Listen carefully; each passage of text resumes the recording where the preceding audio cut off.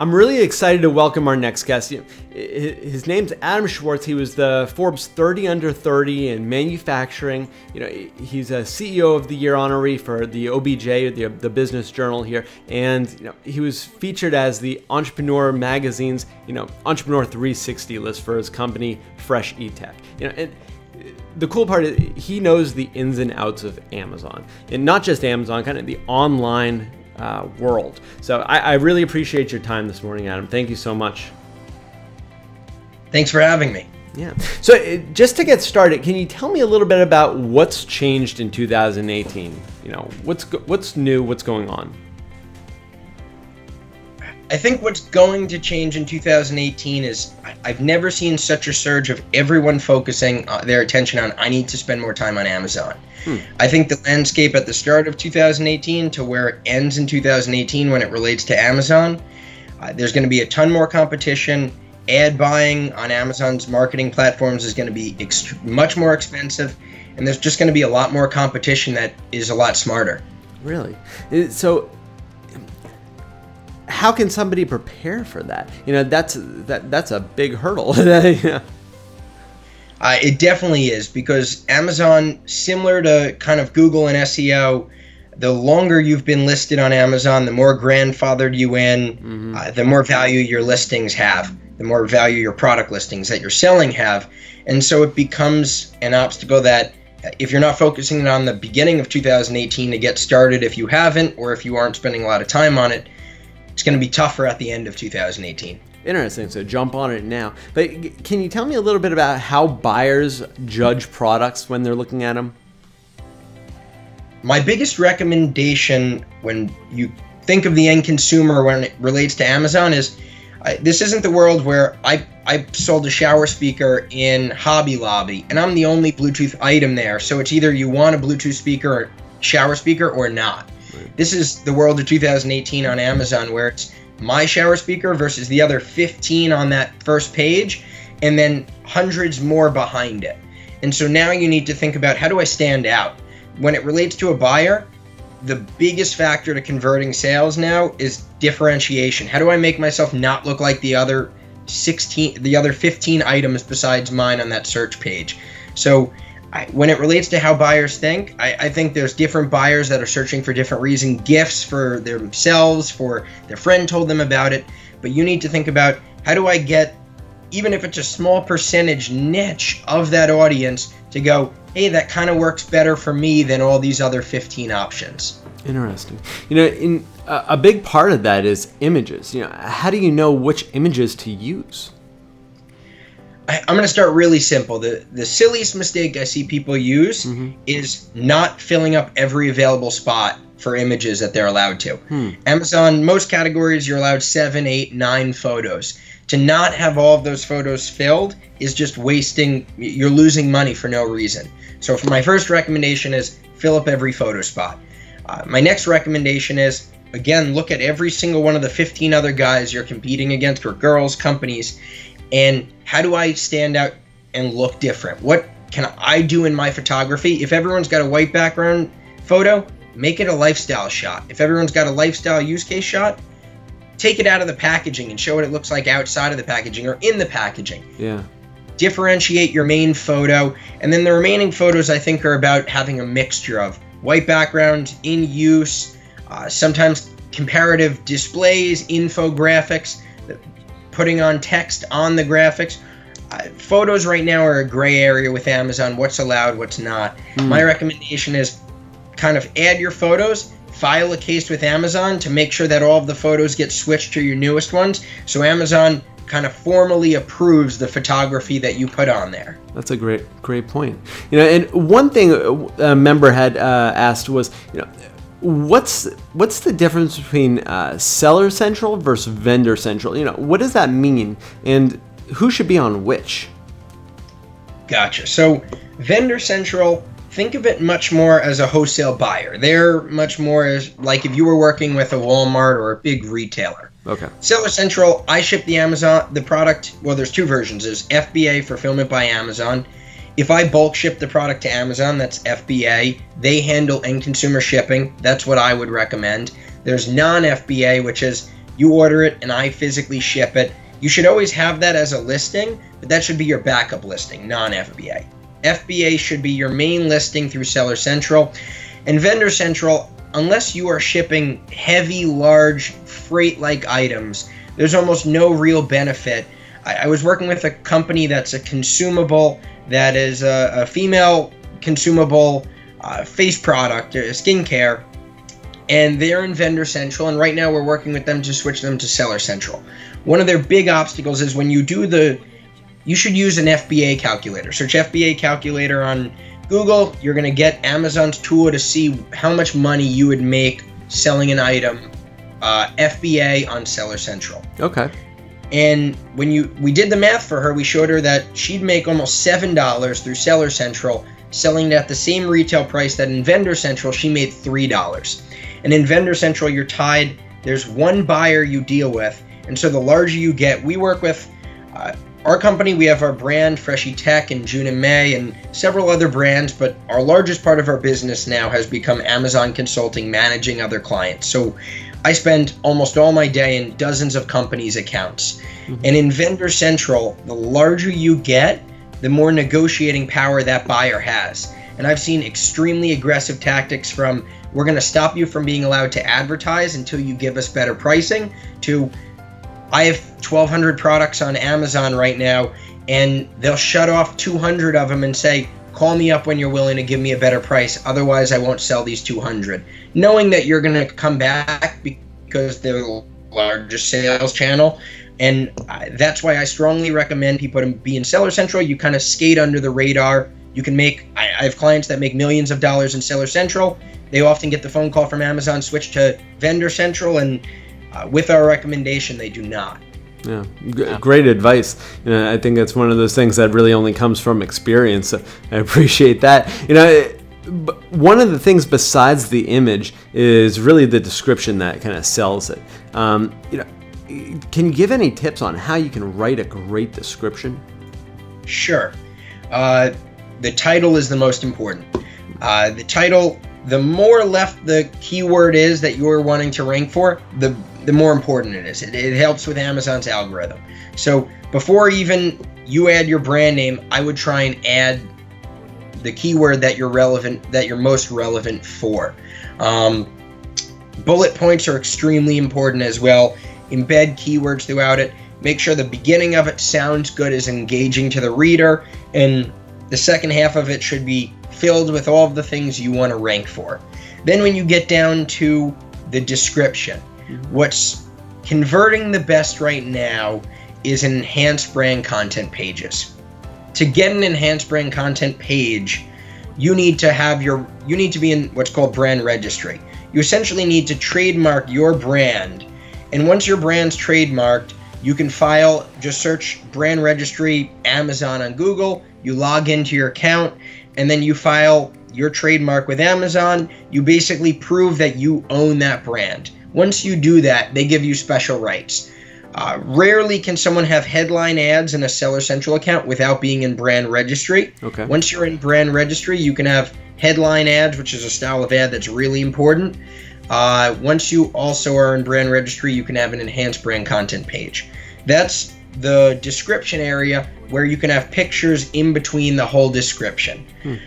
Once I guide my team on, when we're writing content for the enhanced brand content pages, put the pictures there first. Think what pictures are most engaging that will interest the potential customer, and then write content around it. If I'm working on one of my clients that makes store fixtures and mannequins, and they have a rolling rack store fixture, we put a picture of the hinges showing it's industrial grade. We put a picture of the wheels showing it can roll in all directions. It's a boring topic, but for the consumer that's looking at that product, it's relevant. So I'd lead with what pictures make the most sense to use on the enhanced brand content page, then fill it with content, and make sure, again, all of the keywords that you want to rank for are embedded throughout it. When it comes to content, one thing that I always see people overlook is the content on the back end of Amazon. Oftentimes everyone's worried what my description looks like, my bullet points, my title, But when you go into the back end of Amazon, especially in Seller Central, and there's a bunch of variables that Amazon asks you to fill out every one that's possible with as much content as possible. Because again, the more keywords that are there, the more relevant content, the better you're going to rank. Okay. So it's very similar to the search engines back in the day. And as far as enhanced brand content, if you have your trademark and you get on there, what other doors does that unlock? So we break down for all of our clients, the way we make you money. We need to get you more impressions. Mm-hmm. We need more eyeballs seeing your product when someone searches something. And that could be ad-based, which oftentimes it is. A lot of our clients, our average client makes 40% of their revenue from ads. So if someone's below that number, they should be looking into how they could spend more and optimize their ads. So either through organic search or ads, that's how you get essentially impressions. Okay. Then you need to get a better click-through rate. How do I get a better click-through rate? That comes down to the photography I use, the title I have. If you're a consumable product, we often recommend coupons or promotions, things like that, reviews. That's how you get a better click-through rate to your page. And then it comes down to your on-page conversion rate. And I have clients that have started out with a 1% on-page conversion rate, and I have products that now have 30-something% on-page conversion rate. And that's where making sure all of that content on that page drives the user to really want to buy and tells a really good story. And the enhanced brand content page is a major piece of that a lot of people miss. Excellent. And I think you're really kind of focused around a great point, which is, telling that story. Because a lot of people are searching for an item, but, when they get there, they want to learn more about it, and more so what's behind it. So do you have any advice on how to build a story behind your product? Yes. My favorite research we do is before you launch your product, or if your product's launched, research that's worth doing at any time is go to the best selling of your competitors, because everyone's got a ton of competitors, and look at all of their question and answers. From the question and answers, we find fascinating details that help us outcompete everyone. I sell a beach hammock. The most common question on all of the beach hammock was, how much weight does this hold? And it told me there's clearly a lot of heavier people that are looking to buy a beach hammock that are concerned about that. Right. The first bullet point in huge letters of my beach hammock is holds up to 350 pounds. So my recommendation on how to do things well is go look at everyone's question and answer. Spend 2 hours, 3 hours reading all of them from your competitors. Mm-hmm. You're going to get a really good landscape on what isn't everyone answering that all of the end consumers want to know. That's a great tip. And as far as getting some reviews on the back end, stars are so important on there. How can somebody boost their star rating and really create a good first impression? So there's micro tactics like VIPON, VIPON, which is a tool made by AMZ Tracker. Basically, you discount the product 51%, and although it can't be mandated now by Amazon's rules, it can be encouraged. People often write reviews. They get the product at a discount, they write reviews. There are tools like that. There are tools like Feedback Genius, where once someone buys something, you message them 7 days after they buy it through Amazon's platform, ask for a review. There's micro tactics which we use, but then there's the macro tactics where they make a much bigger impact. And I'll give you an example. Early on, our company launched a kitchen bag sealer, airlock bag sealer. I sold the product ourselves. We had about a 4-star rating, and we actually sold the product to someone else who created their own brand and resold it on Amazon. They had a 5-star rating. We built a relationship with the company, and over time, kind of understanding how did they get more reviews than us, and they had a higher star rating. And I can tell you, I sold them the product. I knew I was selling 25 units a day, and they were selling probably 10. So I'm selling more, and I'm the manufacturer of it. And what we learned was we were giving people a little business card instruction manual. They were printing out a giant page of instructions. And they kind of went through, just like I said, all of our question and answers, all of our reviews, and discovered the average person is not reading our little business card and is getting confused on, I should charge the product before I use it. They built a big instruction manual, and it's all black and white except for big red writing that says charge before use. And it got them a much higher rate than us because that was the dilemma that people were running into. Right. And so again, I would challenge people to really look at where they're getting negative reviews from. You can get your star rating up a half a point, maybe even a point, by communicating with people who write a bad review. It is worth it. Send them a free product. I have a product, Portico Solar Sound.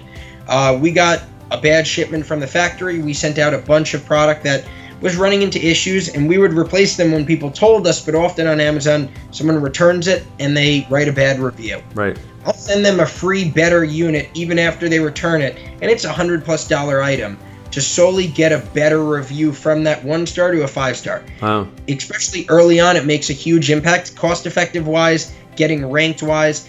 Amazon, their latest switch algorithm made reviews way more important. And so, or your star rating way more important. So that's where I challenge people. It's about the religion, not the micro aspects of it. So take care of the customers that give bad reviews every way you can. It's cost effective.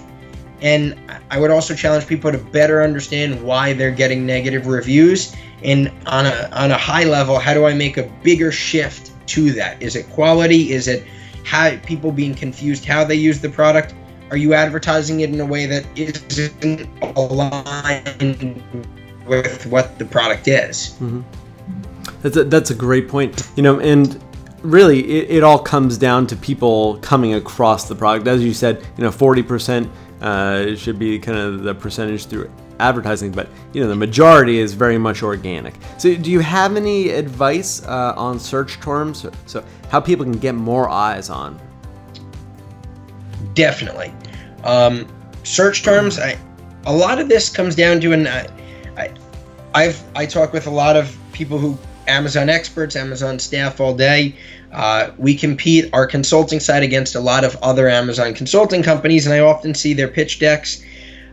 A lot of people sell on, I'm an expert, I know all of the trade secrets. If you hire me, I've got all the trade secrets. And what I can tell people is there's no trade secrets. It's about diligent work every single day on Amazon. Yeah. Oftentimes, we're not selling rocket science. People can do it themselves.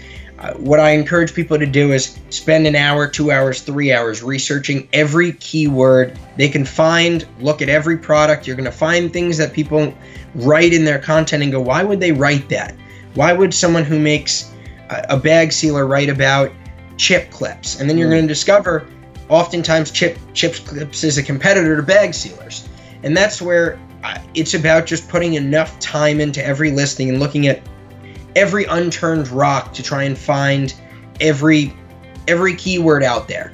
And there are tools. We built an internal tool that we use to find keywords. They work. Oftentimes you're going to get long tail keywords that don't have a ton of search traffic, but the best research is going to come from you spending time looking around all of Amazon. So it's very much experience based, and as far as kind of jumping on these new trends, I love that you're using the bag sealer as an example, because it's such a niche.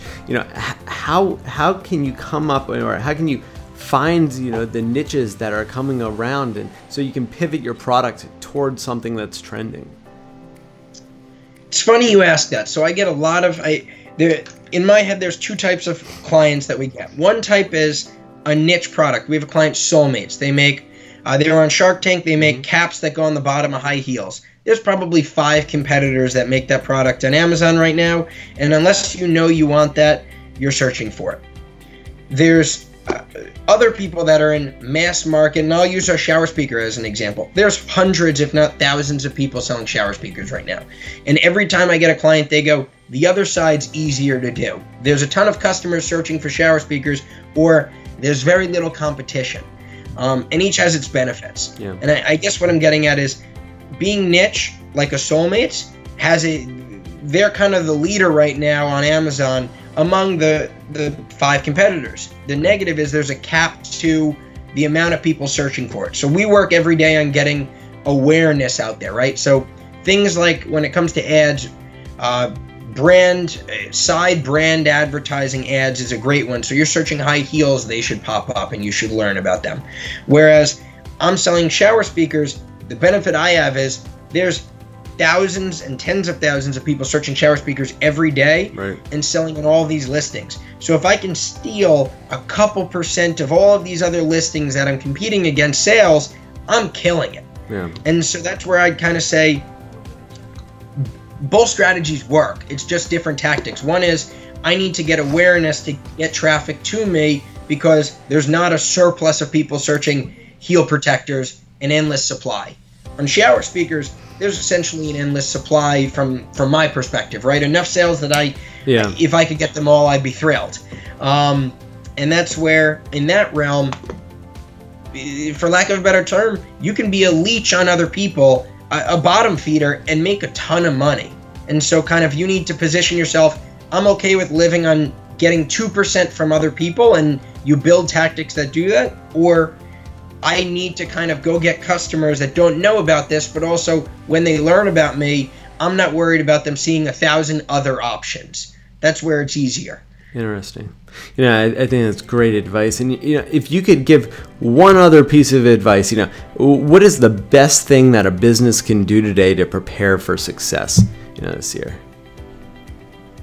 What they can do today is the biggest thing on Amazon to do to prepare for success is be different among all of your competitors, because now again the landscape's changed. It's no longer you're a shower speaker and everyone else is selling rugged outdoor speakers. It's you're selling a shower speaker and there's 15 that look almost identical. How do you stand out? You have to figure out every aspect of it should be different as far as you can push yourself different from them. And even if sometimes you go, hey, I don't think that appeals to the majority of customers, you're not winning the majority of customers anyway. Appeal to a niche of that mass market. The only other advice I'd give, and I see it so often, spend a lot of time on ads. Sponsored ads is the easiest way. Let Amazon run sponsored automated ads. It's another place, if nothing else, even if you're not making money from it, you could pull the data from the keywords that you're actually getting some sales for, and that's going to be data that should help you organically rank on your regular listing. So run those ads, spend $1 a day, $5 a day, even if it's not making you money. Over a few weeks, get that data. You're going to see, oh my God, there's a ton of people. I'll give you a prime example again of my shower speaker. Waterproof speaker converts like crazy for us. Waterproof speakers, I can't sell a unit. Really? And so that differentiation of the S was incredibly valuable to take those keywords and embed them in our listings. So not only do I rank better now on waterproof speaker, but also when I'm competing on search terms, because that term is much more common throughout my listing, my click rate is cheaper. My cost per click is cheaper because Amazon says he's a more relevant search. So we're willing to give him a cheaper cost per click. So that's where I challenge people. Ads is one of the biggest things that are going to drive success in 2018 for people on Amazon. Excellent. Yeah, I think that's such great advice. And if somebody were to want to, start looking into having, an expert come on and give them advice about how to, do better this year, what should they have prepared before they speak to you? What should they have prepared? Know what they're doing in revenue on Amazon, I think, is the biggest thing, and just what's going on with them right now. Oftentimes, the person who's just starting, there's a ton of resellers. My biggest factor, and this is a huge point, I struggle often with convincing all of my clients, resellers add no value to you. Yes, they're making you money right now. You could be doing, I have clients that are doing $20,000, $50,000, $100,000 worth of reseller, and they're really scared to let go of that Amazon reseller because it's tough to grasp that if I stop selling $100,000 worth of product to this person, I'm going to make $180,000 on Amazon. your listing's only going to sell a certain amount, and if that person owns essentially the buy box, when someone clicks add to cart, they're getting a percentage of your sales, and we can look at that through the data. Going back to your original question though, when people are looking at hiring Amazon consultants, we do this. I strongly believe in this, and I used Amazon consultants back in the day. I hear pitches from them all the time for our product side of the business. I love to learn different tactics, all different aspects. There is a lot of, hey, pay me $1,500 a month and I'm going to manage your account. I'm the world's best expert. I would challenge people, ask their Amazon consultants to be tied to revenue. That's what I'd ask them. And so be tied to revenue. That's the biggest factor. If your Amazon consulting clients, if your managers are tied to your revenue, they're going to make you more money. If they're not tied to your revenue, they just need to keep you happy enough to stay around. So I would ask them, when you get, hey, I want $2,000 a month. No, why don't you take $500 a month or $1,000 a month plus 3%, 5%, 10% of my revenue, and challenge them, because if they're good, they're going to say yes. If they're not good, they're going to say no. That's an expert point of advice, and I think that really comes from the experience. So thank you so much again for your time. I really appreciate it. I think everybody learned so much. Definitely.